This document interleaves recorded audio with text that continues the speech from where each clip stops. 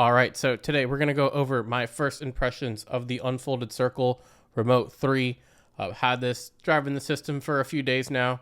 Got some pretty good ideas, some things to talk about in this video. I also did want to start out with talking about some tips that I think can kind of help you get the ground running a little bit smoother than I had. And I don't have too many before I kind of go into, deployment and my overall kind of thoughts on the remote.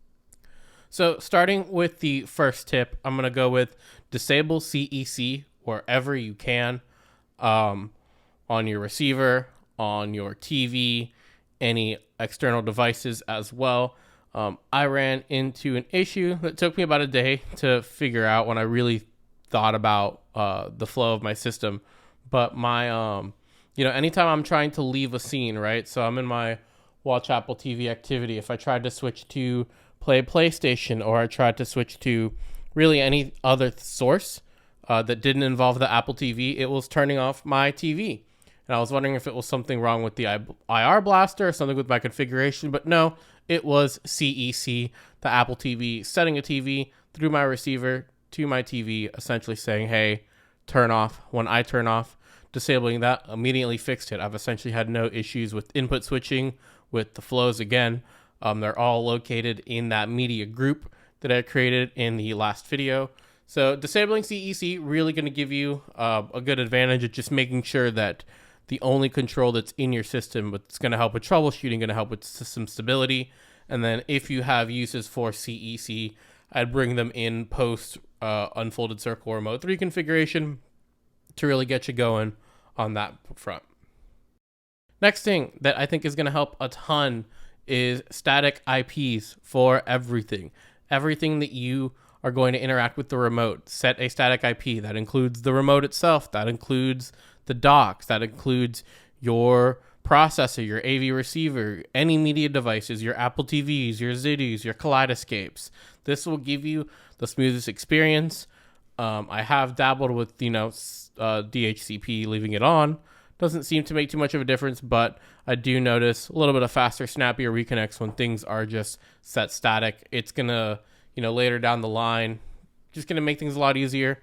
You can always document, what IPs go to what devices and keep them that way. If you, for example, switch routers or any type of configuration, just have that, keep that notated. I think that's going to help smooth things out a lot as well. The next thing that I wanted to talk about, and this is one that I'm hoping will get fixed as they finish up rolling out the hardware, they start really being able to kind of dig into the software, but it is the battery life of the remote. Dock it every time you get an opportunity. If you're going to go make dinner, put it on the dock. If you are going to go out, run some errands, put it on the dock. Unfortunately, that just seems to kind of be the way it is. I know that as I just kind of continue to mess with it, I'm looking at it, I'm waking it a lot from sleep, just because it's new and cool. I'm sure that's contributing to some of the battery drain that I'm experiencing with the device for sure, but it also just doesn't seem to have too great of battery life currently.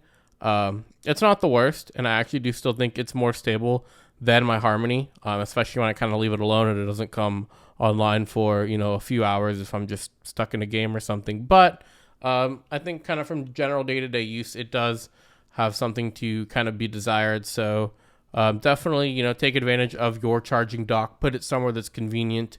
If you have the opportunity, I'd say buy multiple. If you're like me, you've got your equipment somewhere in your theater somewhere else, maybe in a different room. Definitely as many docks as you can to just make this thing easy to charge, the better. And I do figure that is something that'll be improved with future software updates as well. All right, in kind of relation to the last one, in the goal of kind of extending the battery life of the unit, one of the other things that I like to also recommend is turn down your brightness and your button backlight brightness as well. If you're fortunate enough, again, you're using this in a dedicated room, it's light controlled, you don't need that much brightness, and so turning it down will definitely save you a good amount of battery. For us in maybe more ambient rooms or living room setups, doesn't particularly to help. You're really just at the mercy of your room.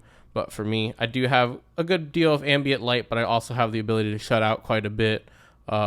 So when the theater's really getting used at night, I don't need my button brightness backlight or just the general display brightness to be super crazy. You can't have it very, very bright. It looks great. Ideally, I'd love to leave it at that 100%, but I'm finding that around 40 seems to be a pretty good sweet spot where it's still legible, it's still bright enough to really interact with, but it is saving a good bit of battery. So I definitely would start there if you're already kind of unhappy with the performance you're getting out of it. That does seem to nullify it a little bit, but in general, this is just going to be one of those things where I think we wait for software optimizations because, again, they can't change the hardware and make the battery any bigger. All right, so getting to, my experience and what do I think about the remote. I love the feel of it. I love the hardware. It's just super awesome. It's definitely one of the best feeling remotes I've ever used. When it's flowing right, it feels, like I have a dealer installed control solution. Honestly, I'm really stoked about it. I can't be more excited about just kind of the feel. I think they really knocked it out of the park with the kind of mostly aluminum, and just the button placement in general feels really natural. It doesn't feel like there's too much of an adjustment time from what I was experiencing with the Harmony Elite. So overall, I'm pretty happy with it. I don't really think the novelty of just being able to, see the content on the remote, that's never really going to wear off for me. I think I just find that extremely, extremely cool. So, having a really fun time with that part. Definitely getting a kick out of just, watching different content, seeing how the thumbnails appear. It really definitely feels like it kind of stepped up the level of my theater. I mean, it's interesting to think about, right? We can spend all of this money on our equipment, our processing, our display, our speakers, our amplifiers, our room correction even, but we interact with our systems, with our control solution. And this is why, I don't blame anyone for going the dealer route. If you spend top quality gear, you want to have the best way to interface with that gear. So I totally get it. I'm glad that we have this option available for the consumer. Again, all of that really is dependent on how many of you that haven't been able to pick one up are able to get one in the near future. I feel like that decides a lot of the content that I'm making and, how I can recommend this remote. And I think they're going to be able to do it. Personally, I wouldn't be making these videos, spending time evaluating it, using it, if I didn't feel like it was going to be one of the best solutions on the market. So I'm pretty happy about that for sure. When the remote is, engaged, connected to Wi-Fi, it's just as, or if not snappier than my Harmony, which, was connecting to my Apple TV via Bluetooth and everything else infrared. The only real thing I'll talk a little bit about is when the remote's inactive for a bit, reconnecting to Wi-Fi takes a little bit of time before it actually will start. Like say something loud really happens on your system and you try to go and run to grab that volume button.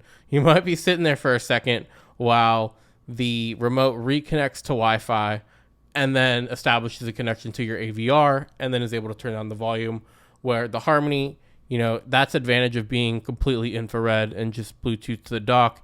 It's pretty instantaneous when you just kind of wake it and need to turn something down. Again, that should be able to be rectified in software updates. I know some of that is also just kind of hardware based as well, but I trust the guys at Unfolded Circle to kind of address these in time. It really isn't that big of a deal. You're not typically waiting too long. I'm sure there's probably like home networking solutions that you can improve that, throwing more access points, as it's mostly Wi-Fi controlled on the remote side. But that is something that I noticed occasionally. It does take a little while to reconnect before I can actually begin to control my devices. And that kind of leads me to my other point as well is, I do have a little bit of concerns about being fully invested into IP control. So far I haven't had any bad experience with it at all outside of, the remote reconnecting. It is just a little, interesting, and there's considerations to make in terms of, if something happens to my router, if there is a power spike and my router needs to come back on, well, there is no connection to remote 3 until that's, set back up and it can reconnect to all of my devices and basically reset back up. So that's a little interesting, not being able to really kind of control my devices. I believe at the moment the IR guy on the Remote 3 is not usable yet. If someone in the comments can confirm or deny that, if that's not true, then I'm sorry, I'm wrong. But I'm pretty sure your only option for IR is a dock right now, and the dock still needs to grab commands being connected to Wi-Fi too. So you could build separate entities, build separate activities for IP control as like a backup, but then you're kind of cluttering up your home environment. Nothing really that I am too interested in doing, but so far it's been fine. I think investing in solutions like UPS for my routing and switching situation, I think that makes a lot of sense, and just making sure that Remote 3 can still operate as I need it to, especially as this becomes more of a focal point and maybe it starts controlling lights or any other smart equipment. I really want that downtime to be at an absolute minimum. And so that's just kind of one of my concerns. And one of the things that you should consider is that, it does work great for infrared, but like the coolest features are because it's web controlled, like these thumbnails, and, the kind of control that I get with controlling my AVR and getting volume, right? Like that's all because it's a network connected device. And, I believe many home control systems are already moving that way. So really shouldn't be a big deal, but I would say if that is something that's kind of a deal breaker for you, but you still want to, invest in Remote 3, I'd make sure that, maybe you've got battery backups on your critical networking equipment just to keep it online, keep it interactive. Of course, it'll control as many devices that still have power, but in those small power blip situations, you're not waiting for your entire network to come down. If it's only down for a second or 2 seconds, at least the network interface stays online. Potentially your access points stay online. So, that is kind of how I feel on there as well. And so genuinely overall, I'd say my expectations have been met and probably honestly even exceeded. I really expected to have to mess with this thing more to get it, essentially functionally parity with my Harmony Elite. I just really love the hardware. I'm really excited that, again, kind of like I said earlier, this is the main way that I get to interact with my home theater. And I really do feel like I'm on kind of that next level of control. Just really, really stoked to, get into the weeds with this. Of course, I'm going to try and go with kind of a more comprehensive review of the unit when I've got some more time, but really just want to, take advantage. We've got some new hardware in the home theater space. We've got many enthusiasts receiving their remotes daily. I'm seeing people. So this is going to start getting in the hands of a lot of people. I'm really excited to see, the more community, the more people, the more development nerds we get onto it, the more integrations are going to come. And essentially it's going to be one of these things that will gain functionality as the community gets its hands on it. And I know I haven't really said it too much before, but there's no cloud with setting this up. This is all local on your machine, local to your network. It doesn't go anywhere. They're not selling your data. And so for, those people that are really, really DIYers, this is it for you. I think this is going to be a good spot where, you are not at the mercy of Martin and the team at Unfolded Circle taking down servers and essentially, end of lifing the product. They obviously can support the software for as long as they want, but the infrastructure, is all local. And I know they wanted that to really be a big focal point of the solution itself. So, really excited to see where we go with this thing. I'm going to make more content. I think the next thing I'm going to talk about is just kind of directly comparing it to my Harmony Elite and, seeing how that compares. And, if you are someone who is in need of a control situation in general, what's kind of the best place to go for what is achievable today, not some, device that still has to be sent to all the Kickstarter backers before it becomes publicly based. Definitely want to kind of talk about that, compare it to, using CEC and compare it to our Harmony Elite. So I think that's going to be plans for the next video coming up, at least on the remote itself. But again, really appreciate the interactions that I've been getting. Really appreciate all the new subs that have been coming in. So definitely subscribe and like. We're going to talk a lot more about home theater on the channel, and definitely a little bit more about Unfolded as well. As I said before, you got any questions, comments, concerns, additions, throw them in the comments. Love to have, a nice little community and have some discussion here in the comments with you guys as well. But, let me know if you are someone who has gotten the remote in, what your experience is in, have my videos helped. Is there anything you could, suggest that I expand on, let me know. Thanks for checking it out. Catch you guys later in the next one.